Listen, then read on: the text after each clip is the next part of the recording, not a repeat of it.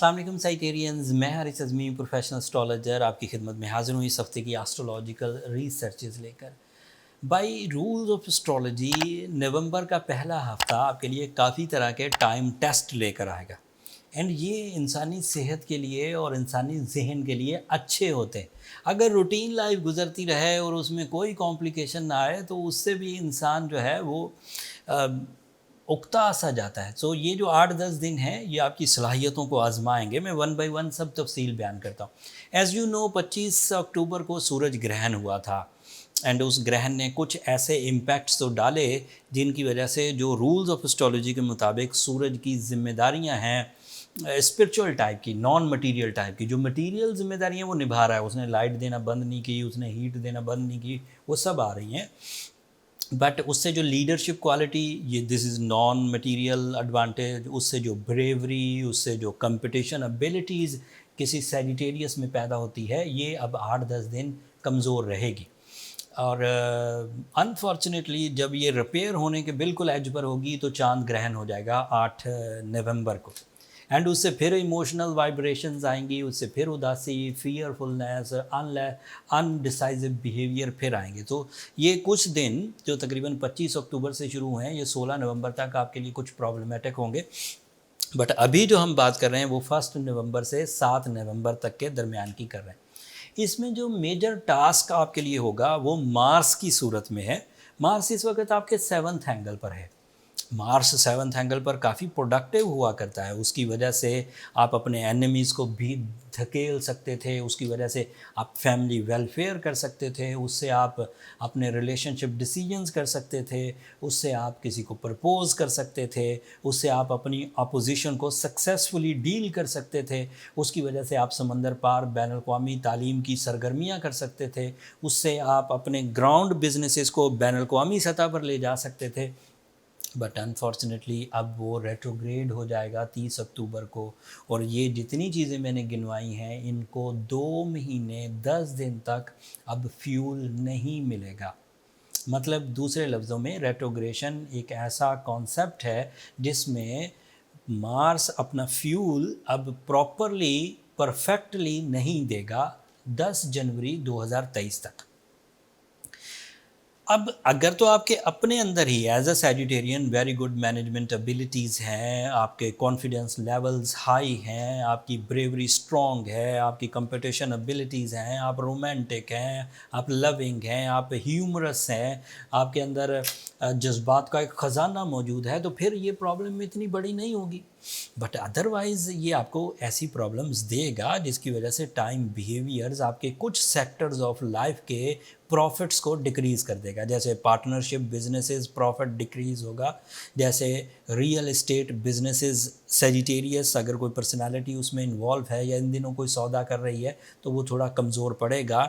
इसकी वजह से आपकी जो तालीमी सरगर्मियाँ हैं वो थोड़ी कमज़ोर पड़ेंगी, आपका जो मोहब्बत का लेवल है वो थोड़ा कमज़ोर पड़ेगा, आपके अंदर जो सराउंडिंग में 8, 10, 20 लोगों से आपका रोज़ मिलना जुलना होता है उस उनमें जो इत्तफ़ाक़ और बरकत है वो थोड़ी कमज़ोर पड़ेगी। आपके ख़ुद के माइंड में जो हर वक्त एक बहादुरी का कॉन्सेप्ट था वो थोड़ा कमज़ोर पड़ेगा। So this is a new type of situation जो 2.25 महीने अगले आपको फेस करनी है। अगर आप खुद फेस कर रहे हैं, अच्छे अंदाज से फेस कर रहे हैं, कामयाबी से, आप अपनी कामयाबियों को दूर नहीं हटने दे पा रहे, आप अपनी रिश्तों को कमज़ोर नहीं होने दे रहे, आप अपने बिज़नेस पार्टनरशिप में वीकनेस नहीं आने दे रहे, आप अपनी सलाहियतों में कमज़ोरी नहीं आने दे रहे, तो फिर इन सब सब्जेक्ट्स को भूल जाइए। दैट मीन्स आपने वक्त के बिहेवियर को बीट कर दिया, शिकस्त दे दी, तो परेशानी नहीं। जब किसी को आपने शिकस्त दे दी तो आपको डरने की ज़रूरत नहीं। लेकिन अगर टाइम ने आपको शिकस्त दे दी है और आप ड्राई हो गए हैं, आप डरपोक हो गए हैं, आप नॉन डिसाइसिव हो गए हैं, आप अनरोमांटिक हो गए हैं, आप इरिटेटिंग हो गए हैं, तो दैट मीन्स कि फिर आपको अपने अंदर बूस्टर्स की ज़रूरत है, फिर आपको अपने अंदर आर्टिफिशियल सपोर्ट्स की, रेमेडीज़ की ज़रूरत है। एंड उसके लिए रेमेडी मैं एंड पर दे दूंगा। ये एक ही सब्जेक्ट था जिसके बारे में बताना था। सूरज आपके 12th एंगल पर है, that is not very good position, लेकिन बहरहाल उसको भी इसी रेमेडी से कवर किया जा सकता है। मरकरी भी आपके 12th एंगल पर है, इसकी वजह से आपके अंदर कुछ डिसिप्लिन, कुछ माइंड प्रेजेंस, कुछ कम्युनिकेशन बहरहाल प्रोड्यूस होगी, लेकिन ये भी बहरहाल टोटल सोल्यूशन नहीं है। आपको अदरवाइज़ थोड़ी बहुत इकदाम करने चाहिए। आपके लिए जुपिटर तो अभी भी रेट्रोग्रेड है, आपका सैटर्न डायरेक्ट हो चुका है आपके थर्ड एंगल पर, that is a positive sign. Saturn के डायरेक्ट होने से आप अपने जो फैमिली लाइफ की जिम्मेदारियां हैं, ब्लड रिलेशन वाली, ये रोमांस वाली फैमिली नहीं, मतलब वो जो इंडिविजुअल फैमिली होती है, ये जो ब्लड रिलेटिव फैमिली, दोस्त अहबाब, अजीज़ व अकारब, इन लोगों के साथ जो आपकी जिम्मेदारियां हैं वो आप प्रॉपरली निभाते रहेंगे, वहाँ कोई प्रॉब्लम नहीं आएगी। आपके अंदर जो कानूनी मामला चल रहे हैं या आप अपनी ज़िंदगी में जो डिसिप्लिन अपनाए हुए हैं, जिन कवानीन को फॉलो कर रहे हैं, वो ओके चलेंगे, उनमें कोई प्रॉब्लम नहीं आएगी। ये टोटल ऑब्जर्वेशन थी जो मैंने इस हफ्ते बयान की। बहुत कुछ बयान करने को है, लेकिन चांद ग्रहण एक इवेंट था, वो मैंने अलग वीडियो बना दी, उसे देख लीजिएगा। मार्स से रिलेटेड मैंने जो बातें कॉम्प्लिकेशन पैदा करती थी उन्हें मैंने तफसील से बयान कर दिया। बाकी सब चीज़ें एवरेज हैं, और एवरेज डिफ़िकल्टीज़ को आप रूबी से, ब्लू सफ़ायर से, सूर्यशम्स से कवर कर सकते हैं। अगर इससे भी कवर ना हो तो फिर अपनी पर्सनल कैलकुलेशंस की तरफ चले जाइए। पर्सनल कैलकुलेशन इन ट्रबल्स को रिपेयर करने में बहुत मदद देती है। मतलब हमें पता चल जाता है या डायग्नोस हो जाता है कि प्रॉब्लम्स कहाँ हैं और उन्हें कैसे डील किया जा सकता है। उसके लिए ये नंबर नीचे चलते रहते हैं, आप हम पर रब्ता करके अपने लिए टाइम ले सकते हैं, बट वो फ्री फोरम नहीं है साइटेरियंस, होपफुली आप अंडरस्टैंड करेंगे। अगले हफ्ते पहले ही दिन तो ये सूरज ग्रहण होगा, और उसकी वजह, और सूरज ग्रहण होगा भी आपके 6 एंगल पर, जो आपकी हेल्थ साइड की ट्रबल्स की वजह बनेगा। एंड उस साइड की जो ट्रबल्स हैं उन्हें आप खुद ही मैनेज करने की कोशिश करिए। ज़रा लाइफ स्टाइल को अच्छा रखिए, खाने पीने में एहतियात बरतिए, हाइजीनिक रहिए। सो ये ऐसी चीज़ें हैं जो आपको उन कॉम्प्लिकेशन से ज़रा बचाए रखेगी। एंड अदरवाइज़ जो रेमेडीज़ मैंने लूनर एक्लिप, चांद ग्रहण की वीडियो में दी, आप उन्हें भी इख्तियार करेंगे तो बहुत बड़ा रिलीफ मिलेगा आपको।